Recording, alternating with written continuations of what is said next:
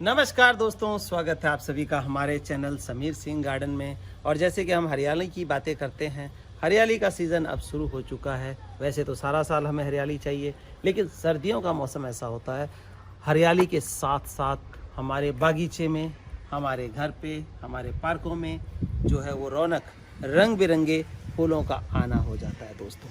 तो ये फूलों को लगाने का जो समय है, उचित समय अक्टूबर स्टार्ट हो चुका है। और बिल्कुल आप अभी से लगाना शुरू कर दें, तभी बहुत बढ़िया रिजल्ट मिल पाएगा। नहीं तो अक्सर क्या करते हैं हम, जब फूल खिलता है घर में तब हम पौधा ढूंढने जाते हैं, और ऐसे में क्या होता है, हम लेट हो चुके हुए होते हैं। तो मैं आपको राइट टाइम बता रहा हूँ। जितने भी सीजनल लगाने का टाइम जो है, बेस्ट टाइम अक्टूबर, इसके बाद थोड़ा लेट नवंबर भी पूरा लगा सकते हैं आप। दिसंबर तक भी थोड़ा जायज़ है, लेकिन जनवरी में लगा के आपको बेनिफिट नहीं मिलेगा दोस्तों। तो देखिए, आज जो मैं सीजनल में लेकर के आया हूँ, वो सीजनल में कौन सा फूल, सीजनल में तो देखिए पिटूनिया है, पेंजी है, डेंथस है, स्टॉक है, गजेनिया है, और पता नहीं कितने किस्म के फूल हैं, जिसमें फिलॉक्स भी आ जाता है, मैरीगोल्ड भी आ जाता है, और बहुत सारे फूल सीजनल में आ जाते हैं। लेकिन सीजनल में इसमें खासियत क्या है, आप सोचते होंगे इसी को क्यों लेकर के आया एक पौधे को। सीजनल में तो सारे दिखाने चाहिए, वो भी दिखाऊंगा, सारे दिखाऊंगा धीरे धीरे करके। लेकिन आपको ये फूल सबसे पहले इसलिए ले आया हूँ कि ये सीजनल के अंदर ऐसा फूल है कि खुशबू से सराबोर कर दे।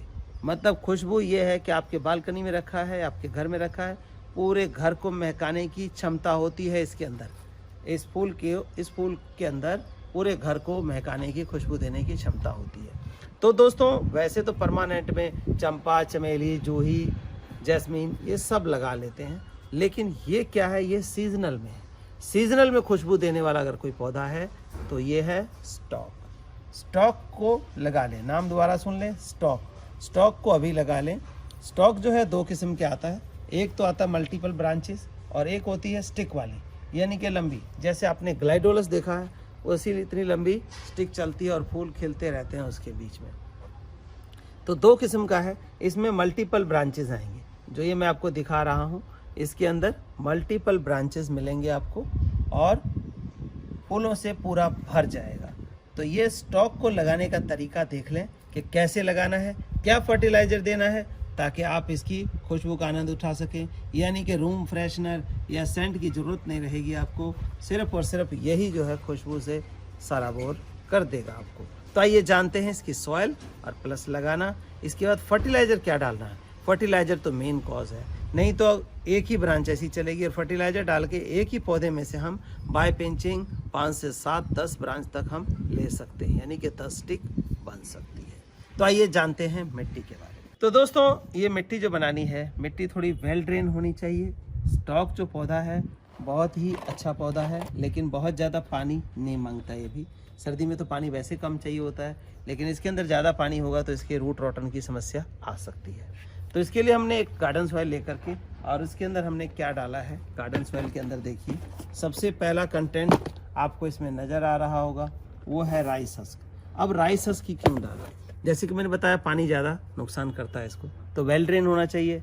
अगर हम लोग कहेंगे कि कोकोपीट क्यों नहीं डाला, कोकोपीट क्या है, पानी को होल्ड करता है, और राइस हस्क पानी को होल्ड नहीं करता, एयर को और पानी को निकलने की जगह देता है। जैसे इस मिट्टी में मिल गया तो आराम से पानी जो है निकल सकता है, एयर भी निकल सकती है। तो ऐसे में हमारे पौधों के लिए बहुत ही कारगर रहता है, और फंगस नहीं आती इससे। ये दोनों काम भी हो जाता है, और साथ में फंगस की दिक्कत भी ख़त्म हो जाती है। तो एक ये मिलाया हमने। अब कितना मिलाया, 6 भाग मिट्टी का लिया, और 1 भाग इस राइस हस्क का लेना है इसमें। अगर मिट्टी आपकी ज़्यादा हार्ड है, लाल है, काली है, कहीं कहीं की होती है जैसे, तो उसमें ये 2 भाग राइस हस्क का मिला सकते हैं। मिलाने को तो कोकोपीट भी मिलाते हैं लोग, लेकिन मैं रिकमेंड नहीं करता हूँ। रीज़न ये रह जाता है कि वो ख़राब करता है, इसलिए हम नहीं डालते हैं। बाकी 2-3 वॉश करके, जिनको ऑप्शन है कि नहीं मिल पाता है राइस हस्क, तो वो उसकी जगह यूज़ कर सकते हैं। अगली चीज़ क्या है, अगली हमें आधा जो गमला है, 6 गमले मिट्टी के साथ, 1 गमला राइस हस्क के साथ, आधा गमला हमें ये कैल्शियम पाउडर, जिसके अंदर कैल्शियम, फॉस्फोरस और जिंक तीनों नेचुरल फॉर्म में मौजूद हैं। ये लाइव पत्थर होता है एक तरह का, जिसको पीस के इसको हम एक्सट्रैक्ट करते हैं। हम यहाँ पर बोन मिल की भी हिदायत नहीं करते, बोन मिल भी डाल सकते हैं आप, लेकिन हम नहीं डालते हैं। कुछ पौधे ऐसे होते हैं स्पिरिचुअल जिसके अंदर फिर दिक्कत हो जाती है और उसमें फंगस की समस्या भी रहती है। अब हम तीसरी चीज़ क्या डाल रहे हैं? तीसरी चीज़ डाल रहे हैं हम नीम की खली। नीम की खली कितनी डालेंगे? 6 गमले मिट्टी के साथ 1/4, एक गमले का, इस गमले का चौथा हिस्सा, 4th पार्ट जो है हम नीम खली की इस मिट्टी में मिला रहे हैं। ये मिला दिया। अब ये क्या काम करेगा? एंटी फंगल का काम भी करेगा और साथ में देखते हैं कि अगर पत्तों पे चमक इतनी ज़बरदस्त होती है, चमक रहा होता है पत्ता, ऐसा लगता है कि हमने कोई क्रीम या तेल लगा दिया, तो ऐसा नहीं होता।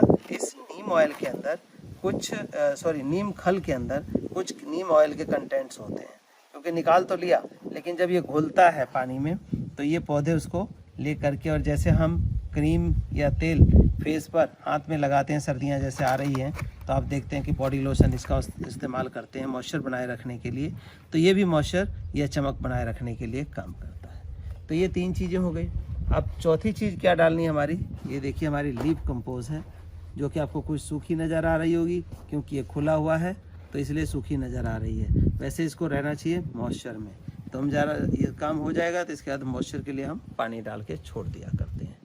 तो इस तरह से हमें कितना लेना है? 2 भाग इसका लेना है, यानी कि 2 गमला, 6 गमले में 2 गमला हमें लीफ कंपोज का या वर्मी कंपोज का, गोबर खाद का लेना है। अच्छे से इसकी मिक्सिंग हो चुकी है, ये देखिए। अब हम क्या करेंगे?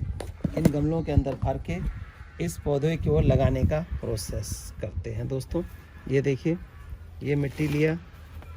अब इसमें होल गमले में बहुत सारे होते हैं तो इसके अंदर टिपरी वगैरह की लगाने की ज़रूरत नहीं होती। देखिए कितने सारे होल इस गमले के अंदर हैं, तो ये कहीं ना कहीं से पानी निकल जाता है। तो हमने ये लिया, ये देखिए, और इसके अंदर पौधा लगाना है। अब पौधा ये अक्सर हम क्या करते हैं कि इस कोकोपीट में उगाया जाता है ये, ताकि ये जल्दी जल्दी तैयार हो जाए। हम ऐसे ही लगा देते हैं और पौधा हमारा चल नहीं पड़ता, क्योंकि यहाँ तक पानी का जो है ज़्यादा कलेक्शन होता है। इसको कैसे निकालना है? अगर हम ऐसे करते हैं तो ये रूट्स टूट जाएंगे निकालेंगे तो। देखिए कितने तरीके से हम निकालेंगे इसको। देखिए ये है, इसको निकालने के लिए एक डब्बे में पानी लिया हमने और इसको क्या करेंगे, ऊपर नीचे हिलाएंगे और आप ये देखेंगे कि ये जो इसका कोकोपीट है वो सारा निकल जाएगा। ये देखिए कोकोपीट निकल गया और ये जड़ हमारी आ गई है। अब इस जड़ को हम एज इट इज़ ऐसे लगा देंगे। ये देखिए, इसको हमने ये लगा दिया। तो इसको आप 6 इंची 8 इंची गमलों में लगा सकते हैं, एक एक पौधा ही बहुत हो जाएगा। अगर 10 इंची में लगाते हैं तो 2 या 3 पौधा भरने के लिए लगा सकते हैं। तो अब हम पानी डालेंगे और आपको वेल ड्रेन सॉइल का मतलब समझ में आ जाएगा। देखिए हमने बिल्कुल 1 इंची जगह छोड़ी थी और उसको पानी से फिल कर दिया है। इसको देखिए, विद इन अ मिनट ये पानी सीप करके गमले की मिट्टी में मर्ज हो जाएगा। कहने का मतलब वेल ड्रेन सॉइल है तो विद इन अ मिनट ये पानी गमले की मिट्टी में सीप कर गया, क्योंकि जो राइस हस्क डाला गया है वो पानी को अंदर पेनिट्रेट करने के लिए जगह दे रहा है, लेकिन उसको होल्ड नहीं करता है, ये जगह देता है। इसके साथ ही हमारे पौधों के रूट को हवा भी मिलती है, मतलब ऑक्सीजन, जो कि इनकी ग्रोथ के लिए बहुत ही कारगर होता है दोस्तों। तो ये देखिए आपके सामने देखते ही देखते ये जो 1 इंची पानी था ये बिल्कुल इसके अंदर समाहित हो चुका है, मतलब एब्जॉर्ब कर लिया गया है प्लांट के द्वारा, और इसके नीचे से कोई पानी नहीं निकल रहा है। अगर हम इसी में 2 से 3 इंची जगह छोड़ते और उसमें पानी भरते तो वो पानी नीचे से निकल जाता। तो ऐसे में क्या नुकसान होना था?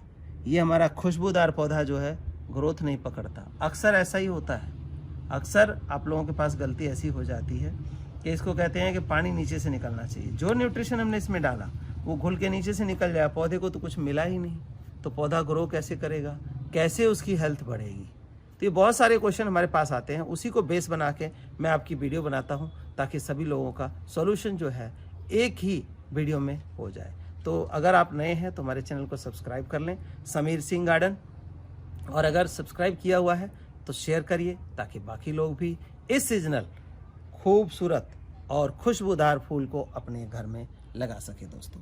अब ज़्यादा फ्लावरिंग के लिए क्या करना है? एक ही बार का खाद सफिशिएंट नहीं है।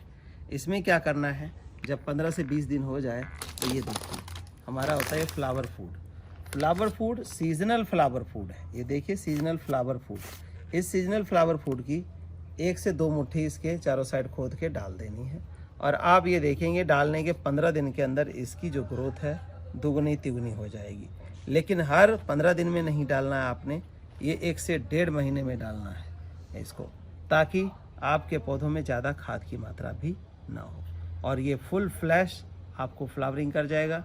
60 डेज टू 70 डेज़ के बीच में फ्लावरिंग शुरू हो जाती है। यानी कि अक्टूबर हम स्टार्टिंग में लगाएं तो ये दिसंबर स्टार्टिंग में फ्लावरिंग शुरू कर देगा आपका और खुशबू से भरता रहेगा मार्च तक। धन्यवाद दोस्तों।